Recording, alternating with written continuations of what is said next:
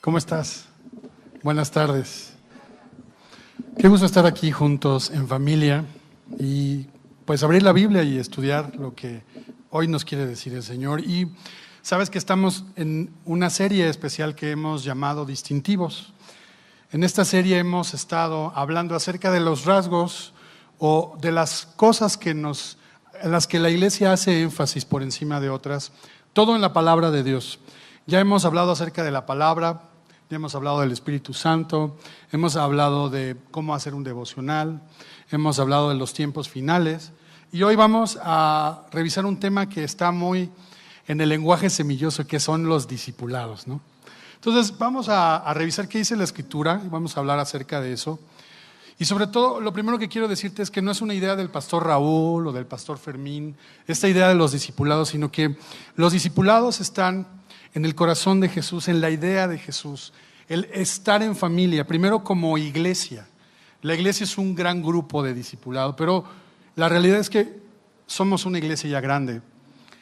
Y el reto es que siendo una iglesia grande también sigamos siendo una iglesia accesible, cercana, donde todos podamos sentirnos en familia. Somos una gran familia, pero tenemos que estar y buscar la manera de permanecer juntos.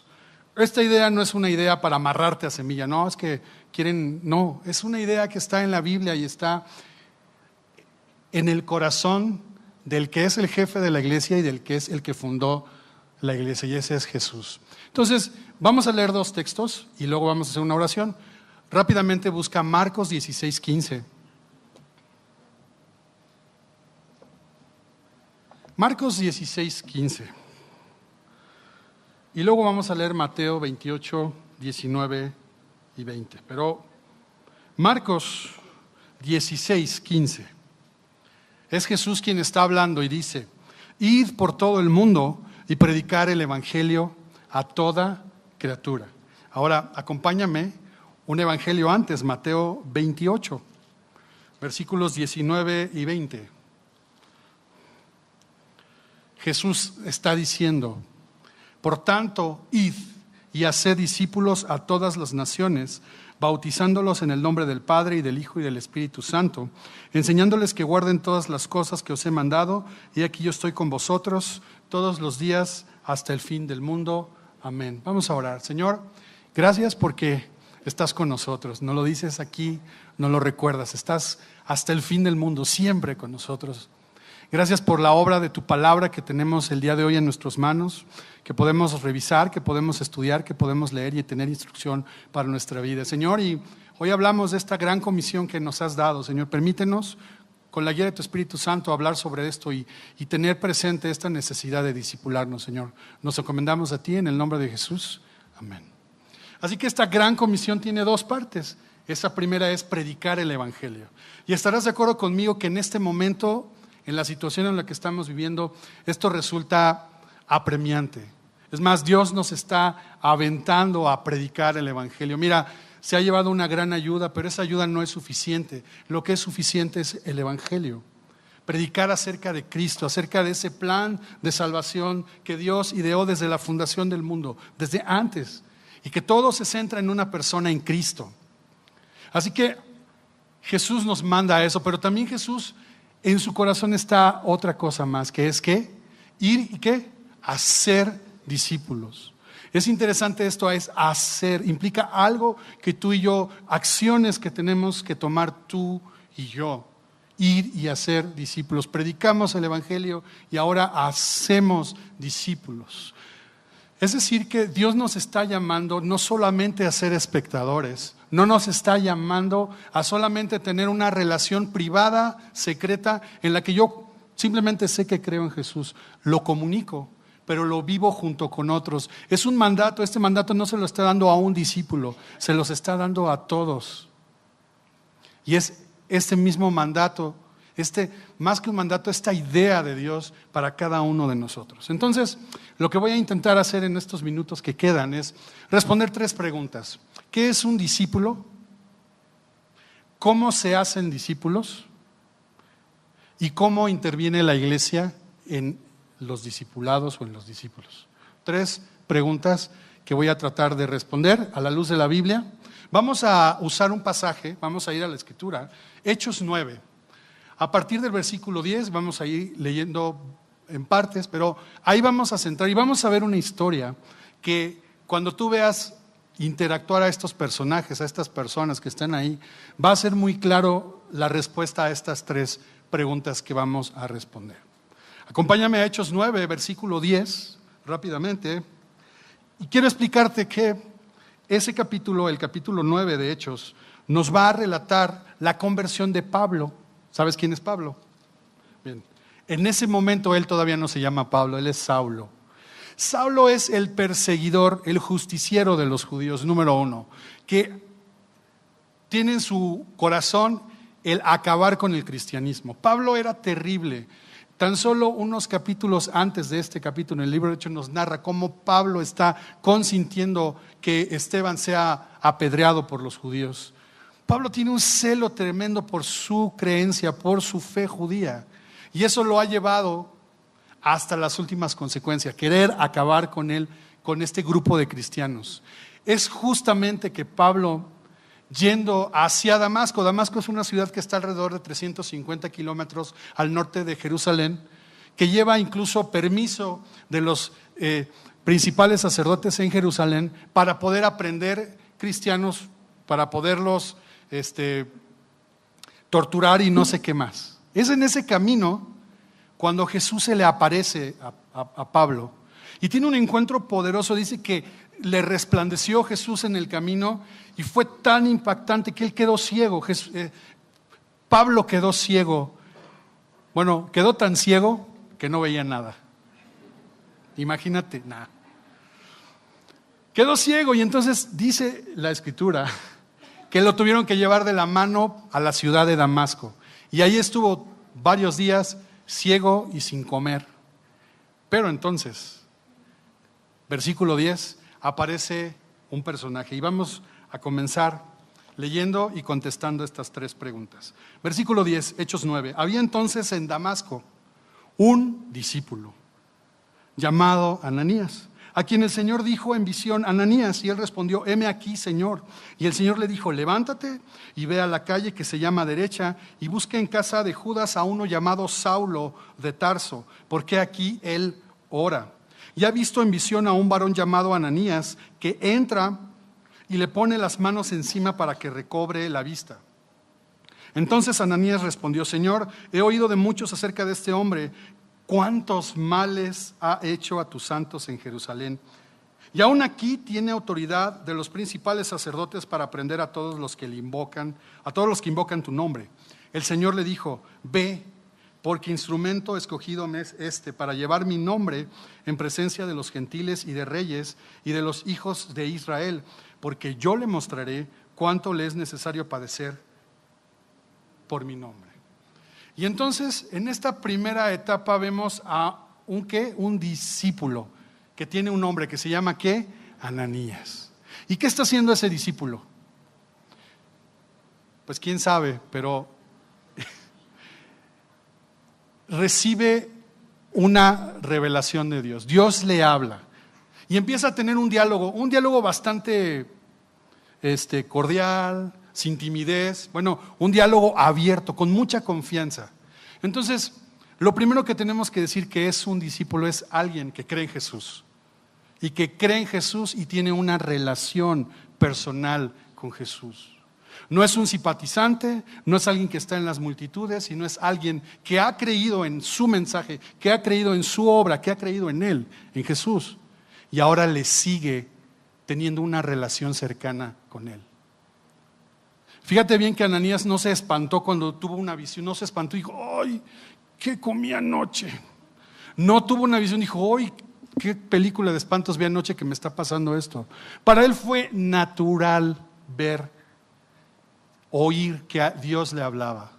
Para un discípulo es simplemente un seguidor de Jesús. Un seguidor porque cree en Jesús y ahora tiene una relación personal con Él. Directa. Y tú puedes ver aquí una gran familiaridad de Ananías con Jesús. le dijo, le repitió, le respondió, le dijo, hasta que al final ya se cayó Ananías y dijo, pues está bien, yo voy. ¿Qué le está diciendo Ananías a Jesús? Oye, ¿estás seguro?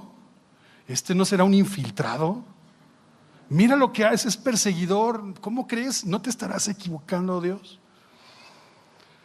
A ese nivel de confianza llega un discípulo. Entonces, tú y yo somos llamados al creer en Jesús, a tener ese tipo de relación, a seguirle de esa manera, de tal manera que Dios habla y tú puedes escuchar. Hoy Dios nos habla a través de su palabra y hoy tenemos ese acceso a su palabra para recibir dirección de Él, para conocerle. Y esa es la característica de un discípulo, un creyente en Jesús que le sigue, que tiene una relación. Yo no puedo ser un seguidor de alguien si no estoy en contacto con Él. Entonces tengo que relacionarme, pero no solamente tengo.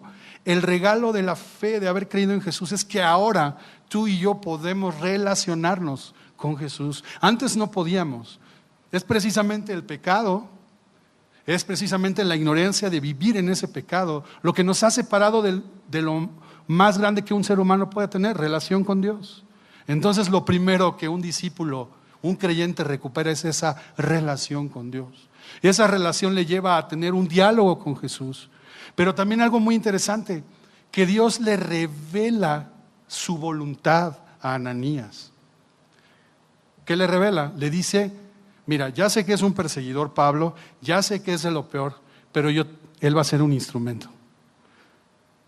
Él me va a servir, así que ve y haz lo que te estoy diciendo. Un discípulo es un creyente en Jesús. Un discípulo es alguien que sigue a Jesús, que tiene una relación con Jesús y es alguien que entonces conoce la voluntad de su maestro. Naturalmente, no está sufriendo, simplemente es natural. Versículos que siguen, vamos a ver ahora qué hace Ananías. Ya respondimos la primera pregunta con esta ilustración, ¿qué es un discípulo? Vamos con cómo se hacen discípulos. Versículo 17, fue entonces Ananías y entró en la casa y poniendo sobre él las manos, es decir, sobre Pablo, dijo, hermano Saulo. O sea, ya le llama hermano, cuando antes era otra cosa, perseguidor. De justiciero a hermano, fíjate. Hermano Saulo, el Señor Jesús que se te apareció en el camino por donde venías, me ha enviado para que recibas la vista y seas lleno del Espíritu Santo. Y al momento le cayeron de los ojos como escamas y recibió al instante la vista y levantándose fue bautizado. Y habiendo tomado alimento recobró fuerzas y estuvo Saulo por algunos días con los discípulos que estaban en Damasco. Un discípulo es un creyente, sigue a Jesús, tiene una relación, tiene la revelación de la voluntad de Dios y entonces obedece. Y obedece haciendo la gran comisión. ¿Cuál es la gran comisión? Hablábamos al principio, hacer discípulos. Ananías no convenció a Pablo. Ananías no le predicó el evangelio. Ananías no le explicó nada. Simplemente la obra ya estaba hecha en Pablo. Como siempre, Dios hace la obra en las personas. Uno solamente tiene que predicar el evangelio. Pero ahora Ananías hace varias cosas interesantes. Lo primero que es, se presenta con él, no ve nada a Pablo, y entonces no ve nada, y lo primero que hace es orar por él, para que recobre la vista. Dice que para que sea lleno del Espíritu Santo, después es bautizado Pablo, luego pues ya tiene hambre y le dan de comer, y luego dice que estuvo con otros discípulos. Esto es hacer discípulos, y esto es lo que es un discipulado o lo que significa estar en un discipulado. Cuando nosotros llegamos a Cristo nos pasa lo mismo que Pablo, estamos ciegos, estamos deslumbrados. Es tan grande el encuentro que tenemos con Jesús que sabes que ya no vemos la vida, no vemos nada. Gracias a Dios ahora esa luz nos cegó para ya no ver las cosas como antes las veíamos, pero ahora necesitamos recuperar esa vista para ver ahora con otros nuevos ojos, para ver ahora a Cristo, para conocerle, pero estamos ciegos y necesitamos que alguien nos enseñe, nos diga quién es Jesús, qué hizo por mí. Es decir, alguien que nos enseñe cómo orar, cómo leer la Biblia, que nos enseñe algo más. Ahora esa nueva naturaleza que tú y yo tenemos, esos nuevos recursos espirituales de los cuales tú y yo disponemos en la vida cristiana. De modo que si alguno está en Cristo, nueva criatura es. Las cosas viejas pasaron y aquí todas son hechas nuevas. Esa es una realidad. Hay una nueva naturaleza. Pero también tenemos ahora nuevas herramientas, pero más que una herramienta, tenemos al Espíritu Santo, que es Dios mismo habitando en nosotros. Y eso no lo sabemos porque no vemos, porque estamos sin poder ver esta nueva realidad. Ahora, como creyentes, tenemos una nueva relación con el mundo, una nueva relación con el pecado, una nueva relación con Jesús. Y necesitamos que alguien nos diga, que nos ayude a recuperar la vista. Y entonces ya no veamos, ya no vamos a ver las cosas como antes las veíamos. Eso hace el discipulado. Pero el discipulado nos lleva a afirmarnos en la fe, nos lleva al bautizo, nos lleva a decidir, a hacer pública nuestra decisión de fe por Jesús. Y bueno, también nos alimenta, literalmente, pero espiritualmente. El discipulado, la iglesia, nosotros como discípulos necesitamos ser alimentados, porque cuando venimos aquí vemos a Pablo como un bebé recién nacido. Y vemos muchas veces en la Escritura cómo la Biblia nos identifica como si fuéramos niños recién nacidos. Y un niño recién nacido necesita alimento. El niño recién nacido no se puede alimentar solo, no se para y va por la mamila. Bueno, no que yo sepa. Al menos que ya tenga 12 años, ya destétalo. Le tiene alguien que sustentar, alimentar, darle esa palabra. Eso es el discipulado, y de esta manera se hacen discípulos. Lo que tú y yo conocemos como los discipulados aquí, que son conocidos como los navegantes, ¿no? ¿Por qué se llaman navegantes? Bueno, pues porque así se llama el material que usamos, navegantes. Navegantes 1, 2 y 3. Para algunos de nosotros, pues eso de navegantes primero fue naufragantes, hasta que un Ananías nos aventó el salvavidas y nos rescató y ya seguimos ahí. Pero simplemente así se llama, es un material que usamos muy básico, que el único propósito es descubrir estas verdades básicas de todo cristiano necesita conocer, que todo nuevo creyente necesita conocer. Pero no, yo ya no soy nuevo creyente, puedes decir. Yo ya tengo mucho tiempo, ya he tomado muchos cursos, yo ya... ¿Sabes? Vamos a ver a lo largo de esta enseñanza y de estos pasajes que no se trata de información o de saber, se trata de una formación del carácter. No importa en qué condición estás llegando a la iglesia, si has tomado muchos cursos o eres un nuevo creyente. No se trata de saber, no se trata de sé más, yo ya hacía, yo era. No, porque no es saber o acumular información. Es un proceso de transformación y ahorita lo vamos a ir viendo y lo estás viendo aquí. Necesitamos unos de otros. No es un proceso solitario. No es nada más leer la Biblia y aprendérmela de memoria. Eso está muy padre, pero no es nada más eso.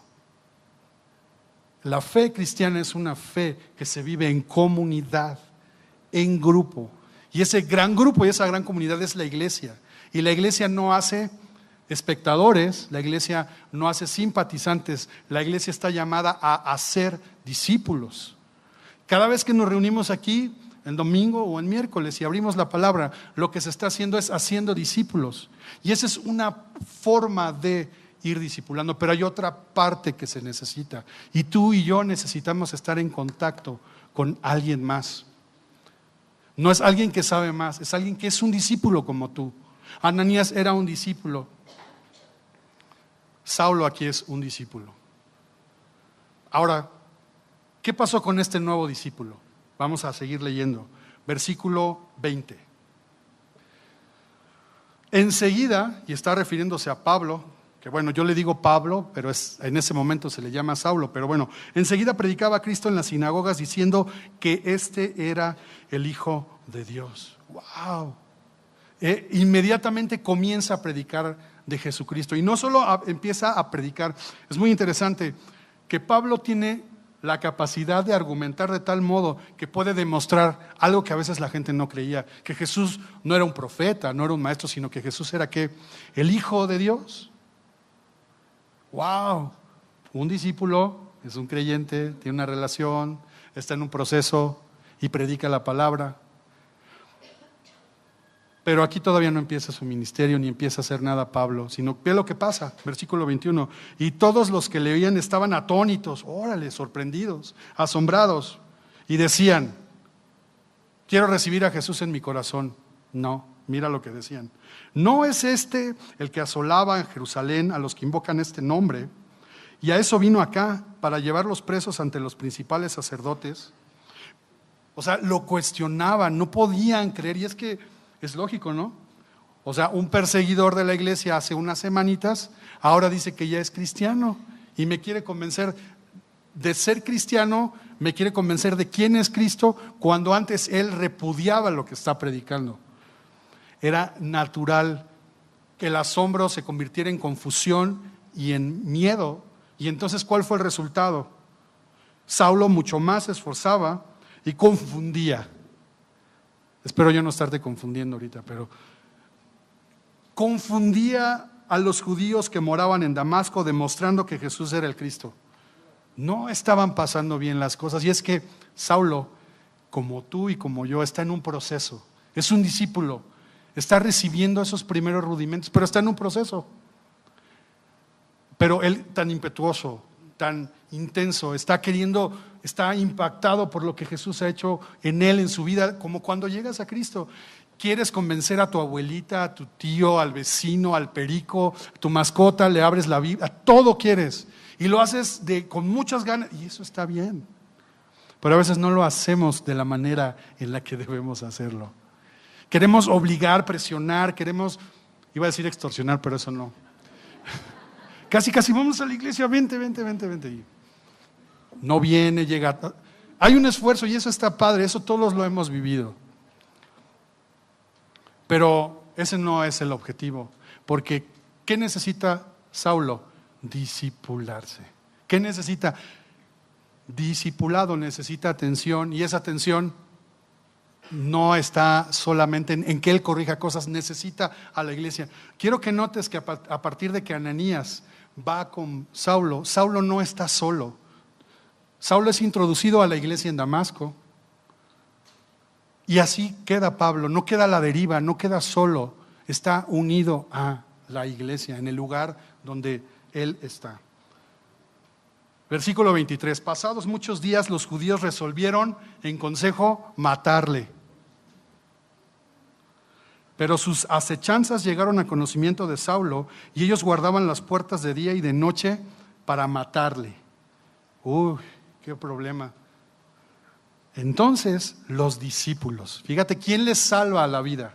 ¿Quién está ahí para ayudarle? Los discípulos, tomándole de noche, le bajaron por el muro, descolgándole en una canasta. ¿Quién le salva el pellejo a Pablo? ¿Él solito? Los discípulos. Y sabes, en nuestros primeros pasos en la fe, la regamos y nos equivocamos. Y necesitamos que alguien nos rescate. Necesitamos a alguien que nos ayude. Ya me equivoqué, ya dije, ya hice. Si tú no estás discipulándote, si tú no estás congregándote, si tú no estás formando parte de la iglesia, ¿quién te va a salvar? ¿Quién te va a descolgar del muro en una canasta? ¿Quién lo va a hacer? ¿Quién? Por eso necesitamos pertenecer, por eso esa idea y por eso el disponer de tiempos, recursos, espacio para que haya discipulados en este lugar. Es un gran énfasis, necesitamos esto. Pero aquí no acaba la historia, vamos a seguir leyendo. Los discípulos le salvan la vida a Pablo. ¿Y a dónde se va Pablo? ¿A dónde te irías tú? Yo me iría a mi casa y ahí me escondo un rato y ya luego veo en mi casa la iglesia más cercana. Pero no, ve lo que hizo Pablo. Cuando llegó a Jerusalén, Pablo dice, pues ¿dónde están los meros de aquí de la fe cristiana? Pues en Jerusalén. Bueno, pues voy ahí. Cuando fue a Jerusalén, ¿qué quería hacer Pablo? Trataba de juntarse con los discípulos en Jerusalén, pero todos le tenían miedo. ¿Por qué? No sé por qué. Nomás había consentido la muerte de algunos. Estos discípulos que está hablando aquí, pues piensa en Pedro, en Juan, Y los demás discípulos que ya se me olvidó sus nombres. Iba a mencionarlos todos y ya se me olvidó. Los apóstoles están ahí. Él quiere relacionarse con los apóstoles, él quiere tener comunión con ellos. ¿Y estos apóstoles, estos discípulos qué hacen? No, dice, le tienen miedo, no creyendo que fuese discípulo. Qué fuerte, ¿no? Pues es que es lógico, es natural. Y déjame decirte algo, un discípulo, alguien que está siguiendo a Jesús, en este proceso llega a enfrentarse con las consecuencias de su vida pasada. Pablo está sufriendo las consecuencias de su vida anterior. ¿Cuáles son esas consecuencias? Pues si mataba a cristianos, perseguía a cristianos, ahora quiere tener comunión con los líderes de esa iglesia cristiana, pues ¿cómo lo va a hacer? Es natural. Pablo está enfrentando las consecuencias de sus decisiones de su vida anterior. Y cuando tú y yo llegamos a la fe cristiana, empezamos este caminar, este proceso, y a veces nos enfrentamos con las consecuencias de nuestras malas decisiones.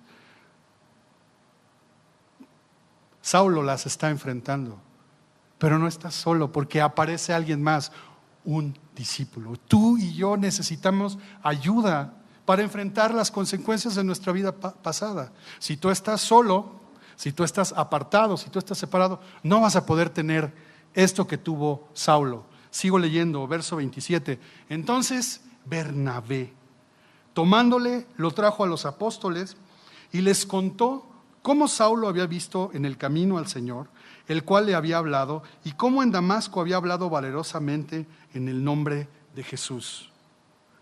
Bernabé, el discípulo Ananías, ya lo vimos. Ahora vimos a este intenso discípulo Saulo y ahora otro discípulo que se llama Bernabé. ¿Quién es Bernabé? Pues Bernabé es un discípulo. Hechos 4 nos cuenta que Bernabé no era su nombre era José, que había nacido en Chipre, en la isla de Chipre, pero que además José, Bernabé, era levita, es decir, venía de la tribu de Leví, era un judío, y además nos informa que José había vendido su heredad, su tierra, y el precio de esa venta lo había puesto a los pies de los discípulos, completo, para que se repartiera entre los pobres. ¿Sabes cómo le apodaban a José? Bernabé, porque Bernabé significa hijo de consolación. O sea, normalmente los apodos son el tuercas, el pelos, el chimuelo, pero tiene el apodo del buena onda. ¿Te das cuenta el carácter? O sea, tú y yo tenemos que tener un carácter que sea de consolación. Bernabé va a venir a consolar, a exhortar, a animar, a afirmar en la fe a Pablo. En medio, no es bonito que te rechacen. No creo que sea bonito. No creo que sea bonito lo que está pasando Pablo. Aun cuando se lo merece, él hizo muchas cosas contra los cristianos. Y eso le valdría no pertenecer nunca a la comunión cristiana por la gente que golpeó, por la gente que murió. Pero Bernabé, el buena onda, el consolador, el hijo de consolación, lo toma, lo escucha, le abraza, y no solo hace eso, sino que va con los apóstoles, porque Bernabé sí tiene acceso con los apóstoles y les dice: ¿sabes qué? Saulo ha tenido un encuentro con Jesús. Saulo ha predicado valerosamente de Cristo. Jesús se le apareció y le llamó. Y es entonces Bernabé el que ahora lo introduce otra vez a la comunidad, con los discípulos, a la iglesia en Jerusalén, de tal manera que él estaba con ellos en Jerusalén y entraba y salía, dice el verso 28. Esto hace el discipulado, nosotros nos consuela cuando sufrimos las consecuencias de nuestras malas decisiones. Pero si tú y yo estamos separados, ya lo dije, ¿cómo? De la iglesia, no solamente creemos, oímos. Si no pertenecemos y hacemos el esfuerzo por pertenecer a la comunidad, a la iglesia que Dios nos ha dado en este lugar, ¿Cómo le podemos hacer para recibir esto? ¿Cómo le hacemos? Por eso es importante considerar, si tú te estás discipulando, pues sigue en eso. Es que ya acabé. Ya Navegantes 1, 2, 3, la gracia, cómo estudiar la Biblia con gozo, agua viva. ¿Cuál falta ya? Me falta ese, por eso no lo dije. O las mujeres, ¿no? Agradando a Dios, reflejando a Dios, etcétera. Pues vuelve a empezar. Pero ya me lo sé. Es que no se trata de saber más. Ahora que vuelvas a tomar Navegantes 1, vas a tener, no los mismos compañeros, vas a tener otros compañeros. Si tú has estado en un grupo de discipulado, vas a estar de acuerdo conmigo en que una de las partes más enriquecedoras del grupo de discipulado es cuando alguien abre la Biblia y empezamos a platicar respecto de lo que hemos leído en la semana. No es una predicación, no es una enseñanza, simplemente comenzamos a platicar lo que hemos leído cada quien. Y cómo de pronto tú tienes roto a la mente, ¿no? Tienes un rompecabezas aquí y acá, y de repente alguien que a lo mejor tiene 3 meses viniendo a la iglesia, leyó algo que era exactamente lo que tú necesitabas oír o entender. No importa si tienes 28,000 kilómetros de cristiano o eres modelo 2017. No importa, porque somos edificados, consolados, animados y afirmados en la fe unos a otros. No es una cuestión de saber, es una cuestión de estar unidos. ¿Qué pasó con Saulo? ¿Se quedó ahí toda la vida? No. Mira, versículo 29. Y hablaba denodadamente en el nombre del Señor y disputaba con los griegos, pero estos procuraban matarle. No, pues me doy con Pablo. Pablo está en un proceso de transformación, de la misma manera en la que tú y yo tenemos indicaciones de Dios, conocemos ya qué Dios pide de nosotros. Ya después de unos meses, de un tiempo, de muchos años, sabemos qué Dios quiere de nosotros, pero no lo hacemos o lo queremos hacer a nuestro modo. Saulo está queriendo hacer las cosas a su modo, ¿no? Eso es lo que está haciendo. ¿Y qué crees que le pasa? Cuando supieron esto, los hermanos le llevaron hasta Cesarea y le enviaron a Tarso. Otra vez lo quieren matar. Y sabes que a estas alturas Pablo conoce seguramente que él es un instrumento en las manos de Dios. Por eso quiere hacerlo, siente la pasión de hacerlo, pero no era su momento, no era la manera, no era esa la ocasión. Pablo es traicionado por su carácter, por su forma de ser, y aún así Dios le usa. Cuando leíamos ahí en el versículo 17, 16 de este mismo capítulo, veíamos que el Señor le dijo a Ananías qué iba a hacer con Pablo. Ve, porque este es mi instrumento, para que vaya a donde, gentiles, lo voy a llevar ante los reyes, y luego ¿qué? A los hijos de Israel. ¿Y qué hace Pablo? Primero los hijos de Israel y luego los demás. Él quiere que su pueblo conozca de Jesús. Él se siente con la habilidad de poderlos convencer. Ya nos dejó claro el relato en Hechos que él tiene la capacidad de argumentar que Jesús es el Hijo de Dios y que tiene la capacidad de demostrarlo. Pero lo que produce es confusión, es miedo, y no consigue hacer lo que él quiere porque está en un proceso. Tú y yo seguimos en un proceso. Estamos en un proceso de transformación. Fíjate que 12 años, 13 años después de estos sucesos que estamos leyendo aquí en Hechos 9, Pablo es invitado por Bernabé.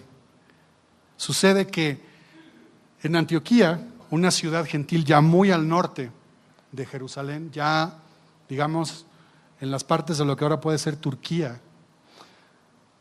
comienza un avivamiento entre los gentiles. Los gentiles comienzan a creer en el Evangelio y comienzan a reunirse, de tal manera que la iglesia en Jerusalén manda a Bernabé a supervisar lo que está pasando. Bernabé dice: esto es una obra de Dios, los gentiles están creyendo en el Evangelio. Y es Bernabé el que ahora invita a Pablo a irse con él a pastorear la iglesia en Antioquía. Y entonces ahí comienza el dúo dinámico, Pablo y Bernabé. Es ahí en el seno de la iglesia en Antioquía que Bernabé y Pablo son enviados para predicar el evangelio a todo el mundo. Así termina, o así es la historia de Pablo. Un discípulo que pasó por un proceso y que continuó en un proceso de transformación. Somos llamados a ser discípulos, todos somos discípulos, todos pasamos por estas circunstancias y necesitamos pertenecer, estar junto con otros discípulos que no saben más, simplemente están ahí y son como yo, creyentes, que tienen fe en Jesús. Entonces, ¿qué es un discípulo? Un creyente, un seguidor de Jesús que tiene una relación con Jesús. ¿Cómo se hacen discípulos? Bueno, pues se hacen discípulos en comunidad, juntos. Los discípulos hacen discípulos. ¿Cómo? Atendiéndoles, enseñándoles los rudimentos, ayudándoles a recuperar la vista, alimentándoles, incorporándoles a su vez a la iglesia. ¿Cómo se hacen discípulos? Consolando, animando, exhortando, afirmando en la fe a todos los discípulos cuando enfrentan las circunstancias de la vida. Hay consecuencias de la vida anterior, pero a veces no son los problemas que enfrentamos circunstancias o decisiones malas, sino simplemente vivimos en un mundo caído. Enfrentamos una enfermedad, una pérdida, algo que nos afecta, que afecta nuestra vida. Y así es este mundo, así es esta vida. Pero no estamos solos. Si tú y yo buscamos pertenecer a la iglesia y en la iglesia no venir solamente el domingo, sino unirme a un grupo de discipulado, estamos en la posibilidad de cumplir esto, de hacer discípulos. Ahora, quiero terminar solamente, así como hay esas 3 preguntas que contestamos aquí, que creo que son de esta manera ilustradas las respuestas. Hay 3 afirmaciones acerca del discipulado que quiero reiterar. Son cosas que ya dije, pero quiero que queden muy claras y muy evidentes para nosotros. Número 1, el discipulado no es información, el discipulado es formación. Fíjate lo que dijo Jesús en Mateo 10:24. Mateo 10:24.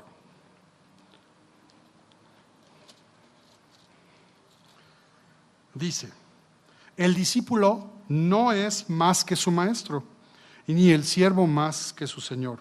Bástele al discípulo ser como su maestro. Quiero que veas esto, no es saber lo que sabe el maestro, es ser como su maestro. Eso es ser.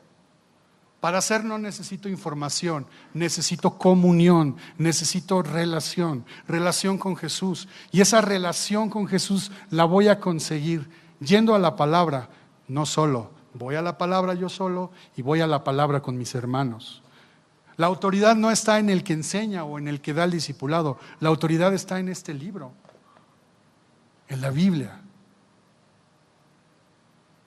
El discipulado es formación. Y eso implica algo, número 2, que el discipulado es un proceso de transformación. Estaba ciego, ahora veo, ahora soy lleno del Espíritu Santo, y no son niveles, es algo que va sucediendo naturalmente. Ahora predico como Pablo, luego me quieren matar, bueno, a Pablo, y luego se baja, ¿me entiendes? Es un proceso de transformación. Pablo no es el mismo, de la misma manera que un discípulo hoy no puede ser el mismo mañana.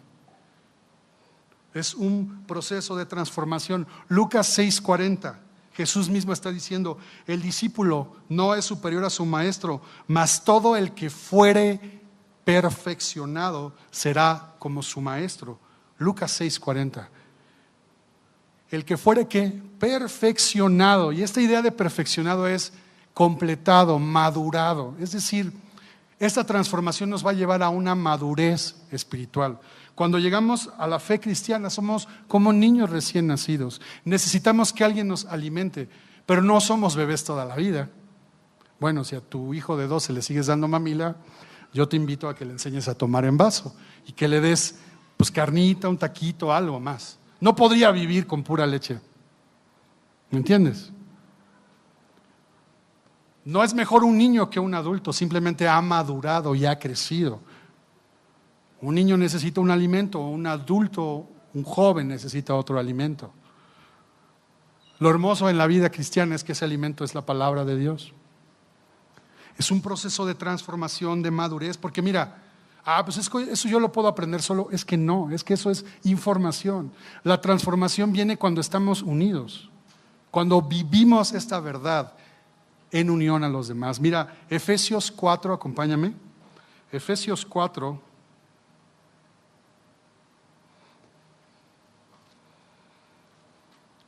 Versículos 11 en adelante. Es un pasaje largo, pero lo que quiero decir está en el versículo 15 y 16. Y este pasaje está hablando de que Jesús ha constituido ministerios en la iglesia para la edificación del cuerpo. Versículo 12 dice, a fin de perfeccionar. Es la misma palabra que usa Jesús. A fin de perfeccionar a los santos para la obra del ministerio, para la edificación del cuerpo de Cristo, hasta que todos lleguemos a la unidad de la fe y del conocimiento del Hijo de Dios, a un varón perfecto, a la medida de la estatura de la plenitud de Cristo, para que ya no seamos niños fluctuantes. A veces somos discípulos fluctuantes, somos pequeños, estamos aprendiendo, pero tenemos que madurar, crecer. ¿Cómo vamos a crecer y a madurar? Unidos. ¿Para que qué?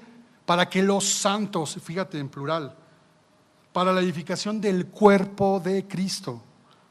¿Te das cuenta? No puedes estar separado. Pero verso 15 dice, sino que siguiendo la verdad en amor, crezcamos en todo en aquel que es la cabeza, esto es Cristo, de quien todo el cuerpo bien concertado y unido entre sí por todas las coyunturas que se ayudan mutuamente, según la actividad propia de cada miembro, recibe su crecimiento para ir edificándose en amor. Hay mucho que decir aquí, pero quiero que veas dos cosas nada más. Siguiendo la verdad en amor, crezcamos en todo, unidos, no separados, unidos. 1 Corintios 1:2, Pablo está saludando a la iglesia en Corinto y dice a la iglesia de Dios en Corinto, a los llamados a ser santos, pero no se queda ahí, sino dice llamados a ser santos con todos los que invocan el nombre de nuestro Señor Jesucristo, Señor de ellos y Señor de nosotros. Es un llamado a vivir nuestra fe en comunidad, a crecer juntos, unidos, porque somos miembros y formamos parte de un cuerpo cuya cabeza es Jesucristo. Unidos es como vamos madurando, porque en la práctica tú vas a venir a un discipulado, te invito. ¿Sabes? Me gustaría mucho meter en problemas al pastor Raúl. ¿Sabes cómo? Ayúdame, por favor. Quiero que sufra. Que todos se inscriban en discipulado y no sepamos dónde meter a la gente, ni nada de nada. Ese sería el mejor problema que él pudiera tener. Ayúdame. En unas 2 o 3 semanas, no sé, 4, cuando mucho, estarán iniciando ciclos de discipulados. Y ¿sabes? Pues, ¿por qué no vienes al discipulado? Es que habrá a las 3:12 p.m. Mira, yo puedo de 3:12 a 4:28. ¿Podrás? No. Por supuesto que hay limitaciones. No hay todos los días, no hay a la hora que tú quieres, pero hay lo que hay. Metámonos en problemas juntos y juntos resolvámonos, acudiendo a nuestros grupos de discipulados. Ahí conoces a los líderes de la iglesia, ahí conoces a alguien que puede orar por ti, o ahí vas a conocer gente por la cual tú vas a orar. Vas a conocer gente que quizás ha sufrido lo que tú estás sufriendo y entonces te puede consolar. Siendo consolados, podemos dar consolación. Pero también te vas a encontrar con alguien a lo mejor que pues no te cae bien. O tú no le caes bien. Ya llegó el hermanito. Que lo lleven a Tarso, ¿no? Con Pablo. Bien, en eso está el ir juntos, nutriéndonos en la palabra, creciendo y madurando porque ese es el llamado. El discipulado es un proceso de transformación, número 2. Y número 3, lo dije desde el principio, el discipulado es una relación con el Maestro, con Jesús, y una relación con todos. Nos brinda compañerismo, nos hace estar en familia, nos hace estar juntos y ser un cuerpo literalmente. Cada uno es un miembro en particular, tiene una función. Yo quiero terminar diciéndote algo. Tú eres un discípulo, si has creído en Jesús, eres un discípulo. Y como discípulo de Jesús, tú tienes ahora una nueva vida y nuevos recursos espirituales. Si no lo sabes, necesitas descubrirlos. Si ya lo sabes, necesitas que alguien te ayude a ponerlos en práctica, que nos ayudemos a hacerlo. Pero te quiero decir que así como Saulo dejó de ser Saulo para ser Pablo, Dios quiere que tú y yo dejemos de vivir para nuestros propios propósitos y ahora vivamos para los propósitos de Él. Para eso Él nos ha llamado. Necesitamos para eso permanecer unidos. Necesitamos ser discipulados. No se acaba esto, estamos todo el tiempo necesitando en este proceso de transformación. Así que no pierdas la oportunidad. Semilla de Mostaza Santa Mónica, busca intencionalmente que todos tengan la posibilidad de discipularse y de tener esta posibilidad de conocer esto a través de la palabra de Dios. Se estudian algunos libros, algunos manuales, pero todos nos llevan a la palabra de Dios, todos. No se trata de hacernos a la idea de alguien o a los pensamientos de alguien, se trata de ir a la palabra de Dios, de nutrirnos de ella. Y otra vez, no es yo solito en mi casa con mis libros y digo, qué bueno que están viendo por internet esto, pero no es suficiente eso, es una bendición tener el recurso de internet porque a veces no nos es posible venir, pero si tú solamente estás escuchando el mensaje por internet, ven, no importa dónde estés, ven, busca una iglesia, congrégate. No hay iglesia perfecta, no hay eso, todos estamos en un proceso de transformación. Vamos a orar. Señor, gracias por